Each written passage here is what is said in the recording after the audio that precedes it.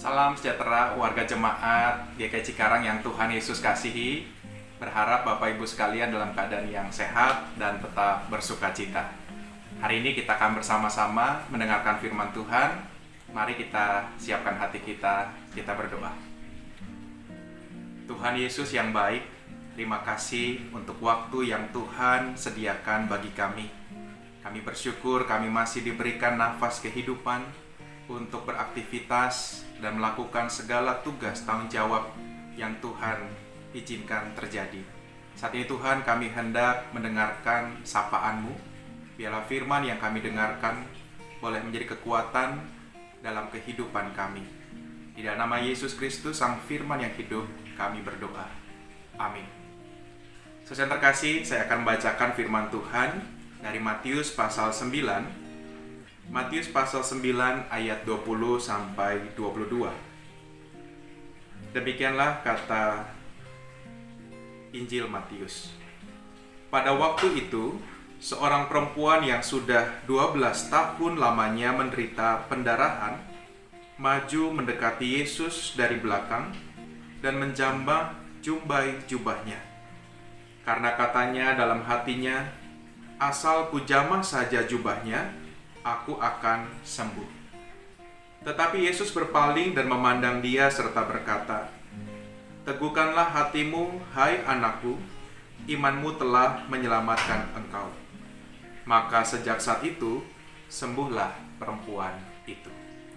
Saudara yang terkasih dalam Tuhan Yesus Kristus, bacaan hari ini mengisahkan tentang seorang yang mengalami penderitaan yang sangat hebat. Seorang perempuan yang mengalami pendarahan selama 12 tahun. Bukan waktu yang singkat, waktu yang cukup lama. Memang tidak dijelaskan apa yang menyebabkan si perempuan ini mengalami pendarahan yang begitu lama. Beberapa waktu lalu saya bertanya kepada seorang dokter, dan saya bertanya apa yang bisa menyebabkan seorang perempuan mengalami pendarahan yang berkepanjangan. Lalu dia mengatakan mungkin karena ketidakseimbangan hormon, mungkin juga ada kista atau polip atau infeksi dalam tubuhnya. Saudara terkasih, dalam waktu yang lama itu saya membayangkan dia mengalami satu penderitaan. Tidak hanya fisik, kekurangan darah yang membuat tubuhnya lemah, tetapi juga secara ekonomi. Injil Markus mencatat bahwa ia hampir kehabisan harta karena ia harus membayar tabib, tapi tidak juga sembuh. Secara rohani, dia tidak bisa mengikuti ritual ibadah. Bahkan secara sosial, dia akan dikucilkan karena seorang wanita yang sedang menstruasi atau pendarahan dianggap najis. Hal ini yang dicatat dalam Imamat 15, seorang perempuan yang sedang menstruasi atau pendarahan dianggap najis. Orang yang menyentuh perempuan yang sedang menstruasi dianggap najis. Barang-barang yang pernah disentuhnya atau didudukinya dianggap najis. Saudara yang terkasih, betapa perempuan ini mengalami penderitaan yang sangat hebat. Oleh karenanya ketika ia mendengar tentang kehebatan Yesus, maka Injil Matius menyaksikan ia mendekati Yesus. Saya bayangkan dia datang mendekati Yesus dengan menyamar. Kalau terang-terangan pasti orang akan bubar karena tahu si perempuan ini adalah perempuan yang sakit pendarahan dalam kondisi najis. Tetapi dia mendekati Yesus dengan satu keyakinan. Dikatakan, asalku jamah saja jubahnya, aku pasti sembuh. Saudara yang terkasih, perempuan ini tahu diri. Perempuan ini dalam bayangannya rasanya tidak perlu saya bercakap-cakap dengan Yesus, tidak perlu berdialog dengan Yesus, cukup hanya berdiam diri, tidak mengucapkan kata-kata, hanya menyentuh jubahnya saja. Dan Yesus ternyata menyadari perbuatan perempuan tersebut.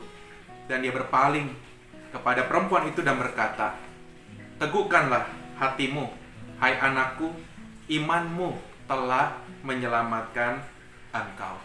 Luar biasa, saudara terkasih, kisah hari ini luar biasa bahwa satu peristiwa spektakuler terjadi.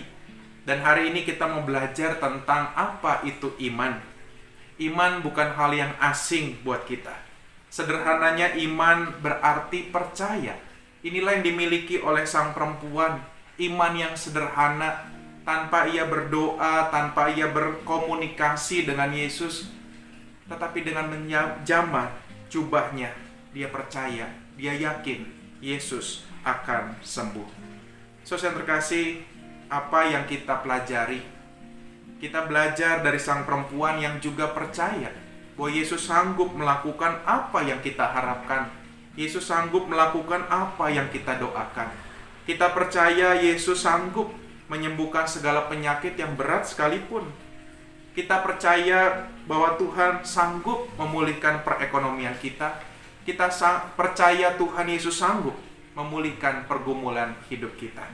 Kita harus percaya, sama seperti perempuan yang pendarahan 12 tahun ini. Dan menjadi perenungan kita, saudara terkasih, sudahkah kita mengandalkan Tuhan dalam setiap harapan kehidupan kita?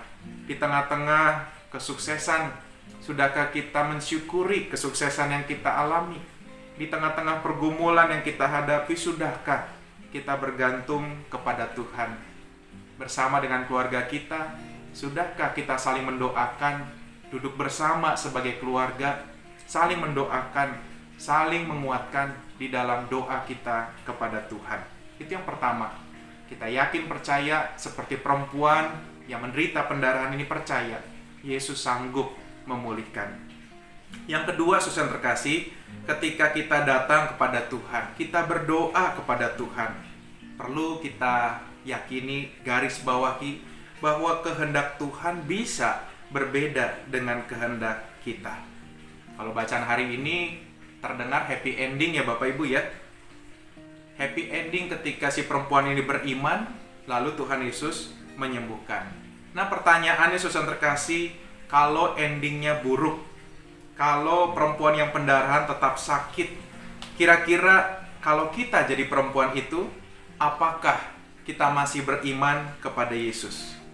Ketika yang saya dan saudara doakan, minta kesembuhan tapi tidak juga sembuh.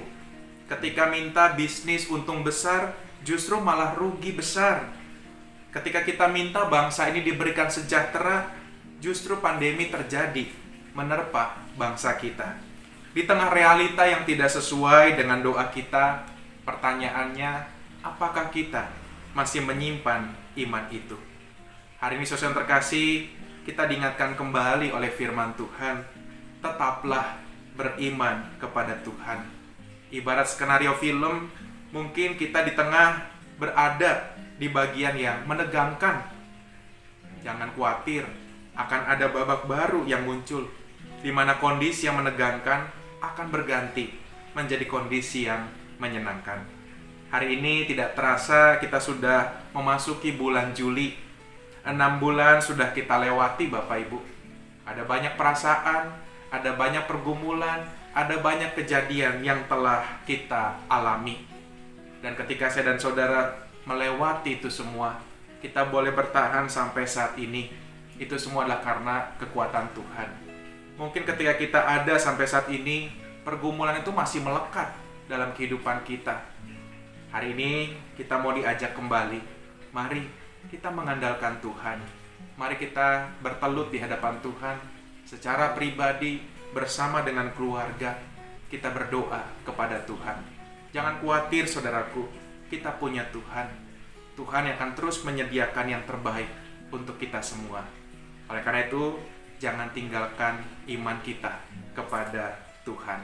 Selamat melanjutkan hari-hari kita di tahun 2023 yang masih misteri, tidak tahu apa yang akan terjadi.